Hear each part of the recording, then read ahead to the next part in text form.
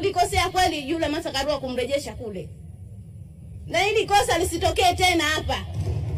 Alafu eti anarejeshwa nzima salama salimini kweli?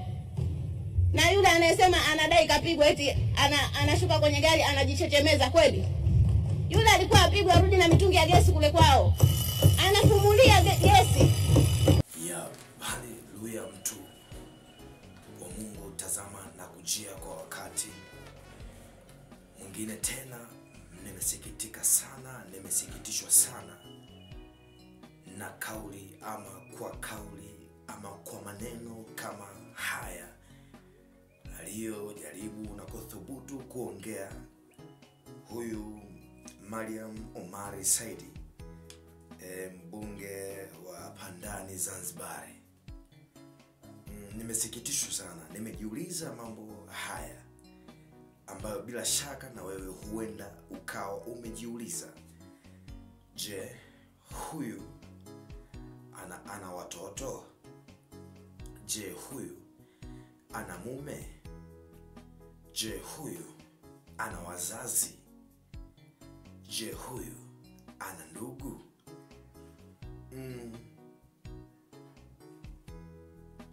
Kubariki na kutaka kuruhusu mambo ambayo amefanyiwa yule hawa wanaharakati wa Kenya na Uganda, kutaka wangefanyiwa zaidi, ama kuuawa,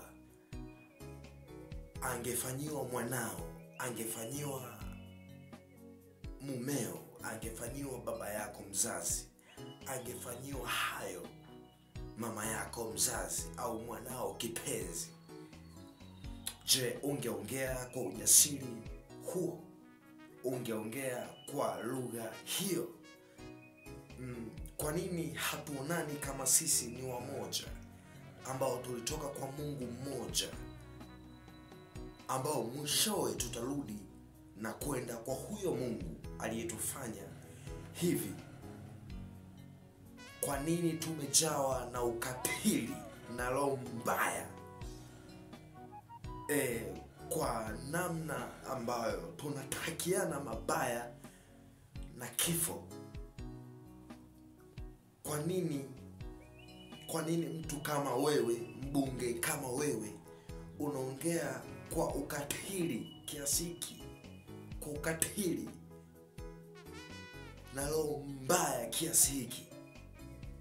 Halafu ni Islam. Naamini kabisa dini ya Kiislamu hairuhusu hayo kumtendea mwingine lile ambalo hata wewe usingependa kutendewa, kwa ndugu yako, kwa mama yako, kwa baba yako, kwa mwanao, kwa rafiki yako.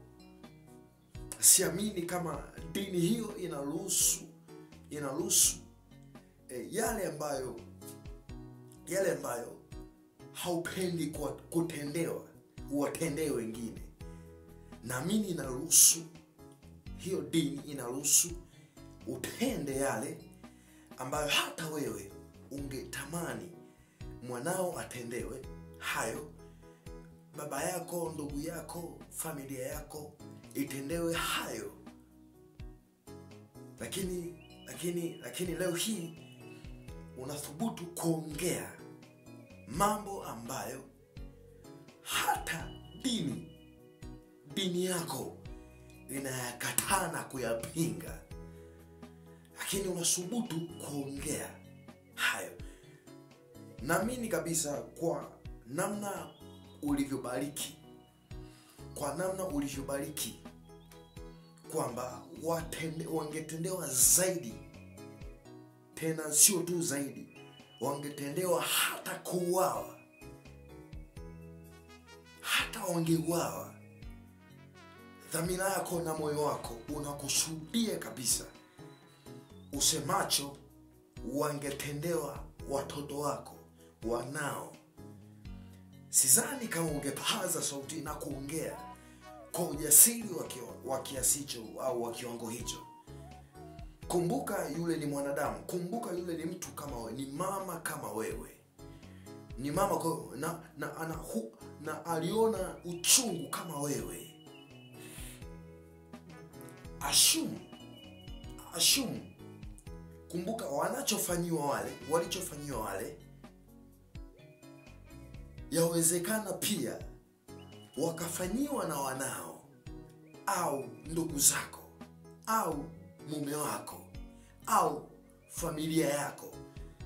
Je, utaongea kwa ujasiri wa kiasi? Mimi nilijua upo hapo kutuwakilisha sisi wananchi, kuwakilisha wananchi. Lakini nashangaa sana, nimesikitishwa sana na lugha na kauli hiyo ambayo umeongea kiutu kiubinadamu. Haijalishi ni dini, haijalishi tumetofautiana na kidini, haijalishi tumetofautiana kijinsia, haijalishi tumetofautiana kikabila, haijalishi tumetofautiana kinchi ama kimkoa. Kwa lugha kama hiyo uliyoongea, haikutakiwa kabisa uongee lugha kama hiyo, kwa sababu unahatarisha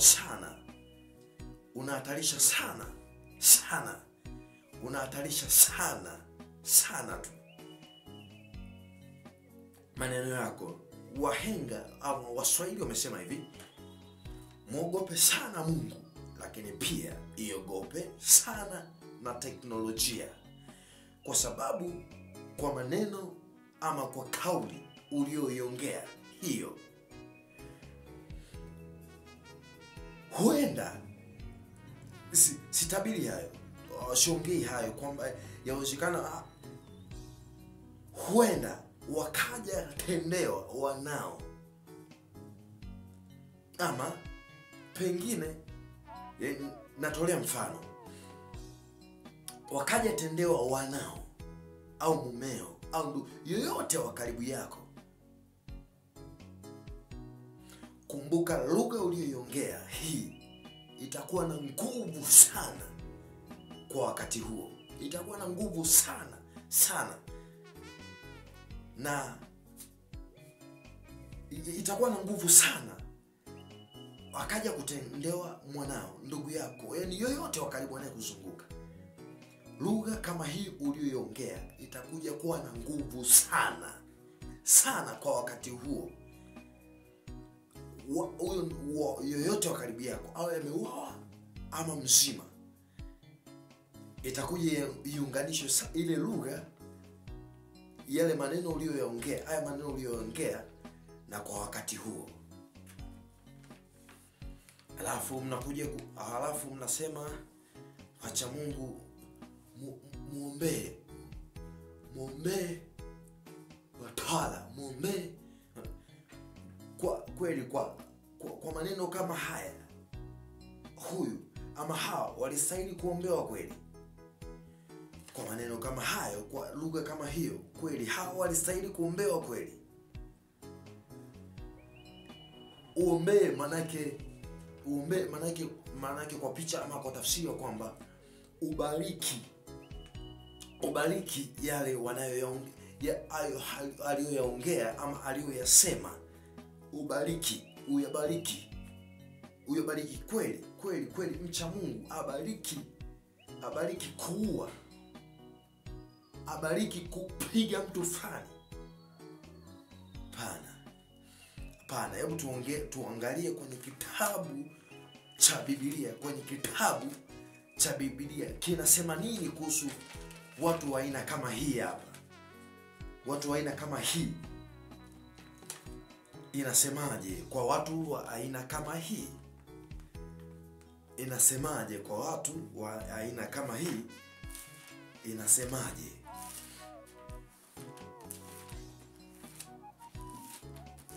Kwa watu wa aina kama hii inasemaje? Kitabu cha Biblia kwa watu wa aina kama hii, wakina Mariam Omar Saidi, kwa watu wa aina kama hii inasemaje? hapa Isaya 58. Isaya 58:1 hapa. Nasemaje? Isaya 58:1. Nasema hivi: piga kelele, usiache, paza sauti yako kama tarumbeta, wahubirie watu wangu kosa lao na nyumba ya Yakobo dhambi yao. Sasa angalia huku kwenye Yeremia 7:17 anasemaje? 16 anasemaje? Yeremia 7 na ule mstari wa 16 anasemaje? Anasema hivi: basi wewe usiwaombee watu hawa. Narudia, basi wewe usiwaombee watu hawa, wala usiwapazie sauti yako, wala kuombea dua, wala usinisii kwa ajili yao, kwa maana sitakusikiliza. Wala usiombee dua, wala usiwaombee watu hawa, kwa maana sitakusikiliza. Kwa tafsiri nyingine, kwa maana nyingine, hata ukiwaombea bado Mungu ataziba masikio yake na asisikilize, asisikie.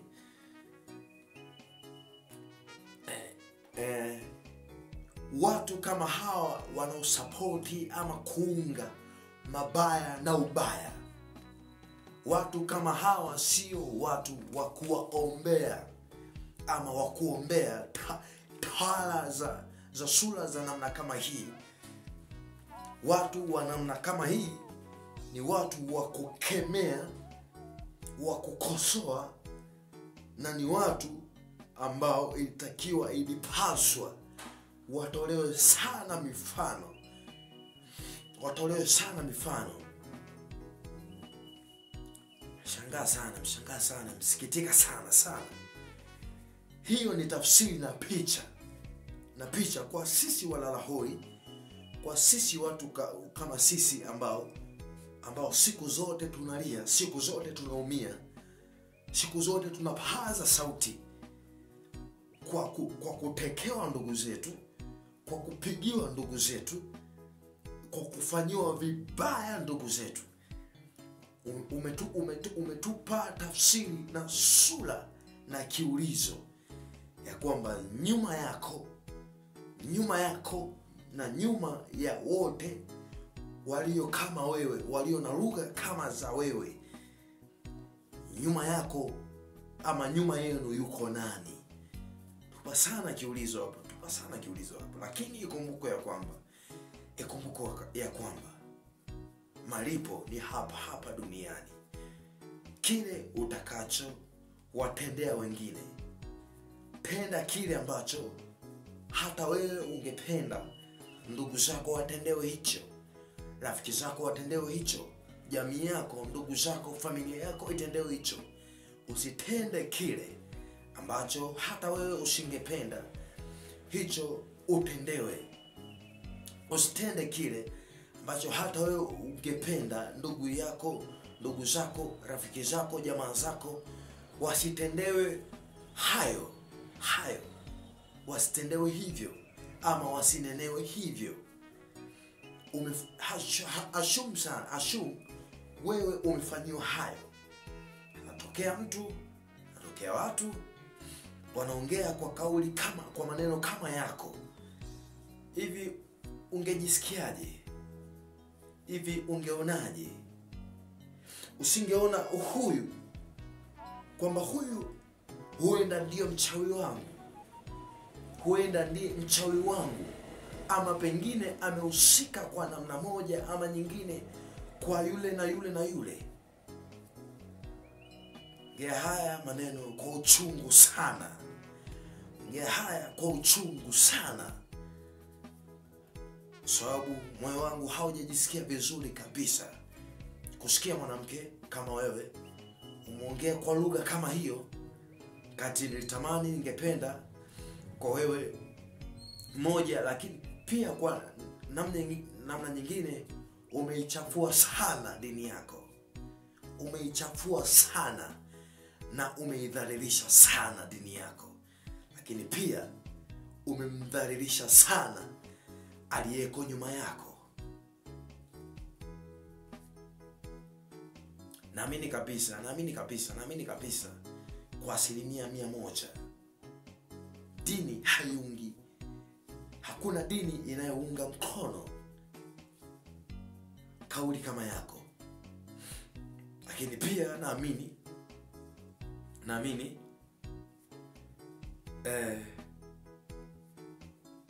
hata rais mwenyewe naamini hawezi kukuunga mkono kwa kauli kama yako, kama hii. Naamini hata mheshimiwa haungi mkono kwa kauli, kwa lugha, kwa maneno kama hayo.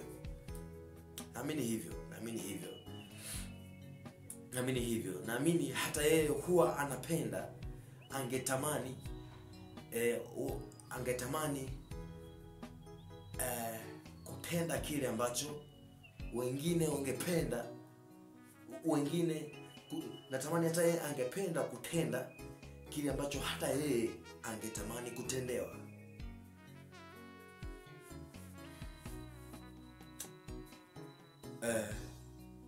Hata mbingu hazijapenda kwa kauli kama hiyo, hazijapenda maneno kama hayo kuyanena mbele ya jamii, alafu kuja hapo mnasema mnawakilisha wananchi. Mnawakilisha nini? Mfano kama wewe Mariam, unawakilisha nini? Ili hali unaongea kama afu kesho na kesho kutwa unakuja kwetu sisi na kutuambia unaomba kura.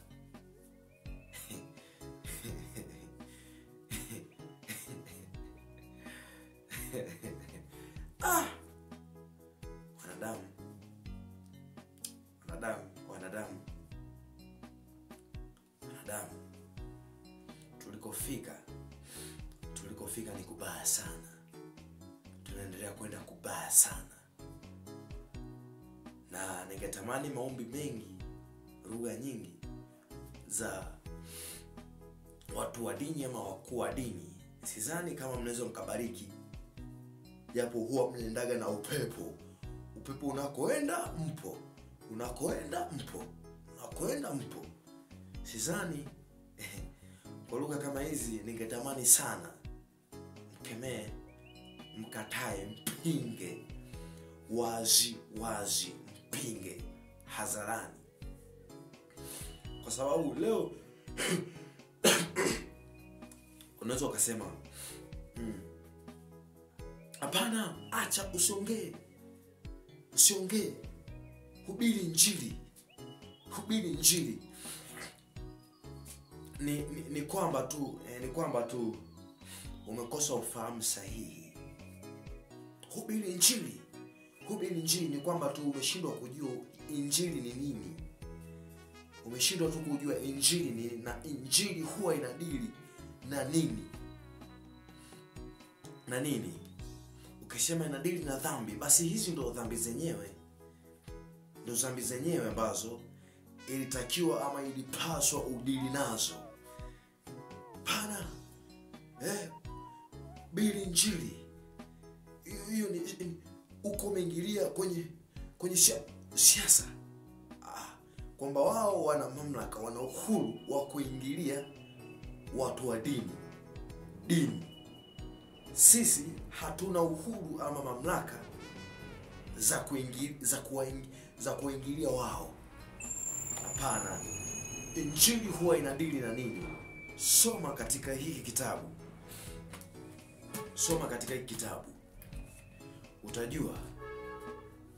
Utajua huwa injili inadili na nini. Injili inadili na ubaya, inadili na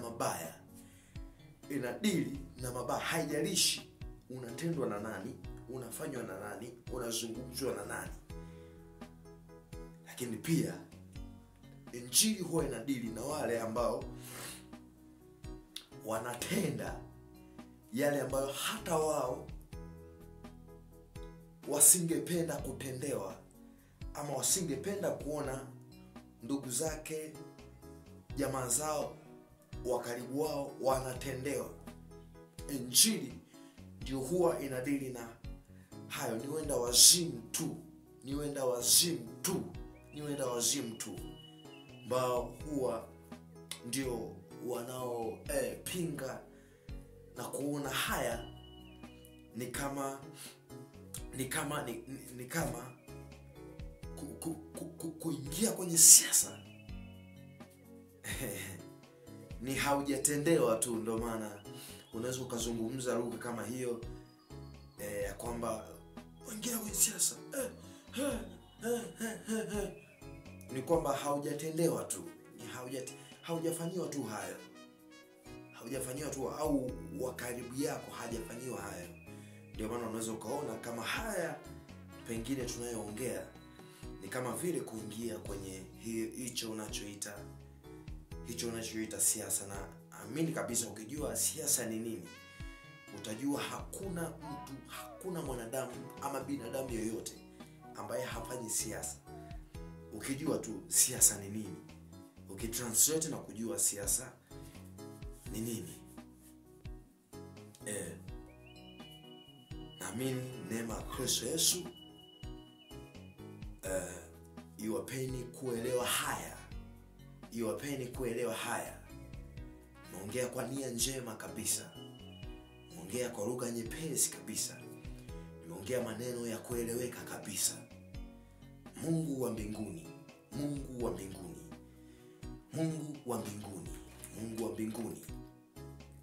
awapeni kuelewa haya, awapeni kufungua ufahamu zenu, awapeni kuelewa na kujua haya, kuwa yote katika yote, yani ikitokea haujaelewa kwingine kote haujanielewa, basi elewa hili ya kwamba tenda kile ambacho hata wewe ungetamani kutendewa. Ungetamani rafiki zako, ndugu zako, wazazi wako, familia yako, wanao, mumeo, mkeo angetendewa. Usitende yale ambayo hata wewe haupendi kutendewa. Haupendi jamaa zako, ndugu zako, watu wako karibu kutendewa. Kwa hiyo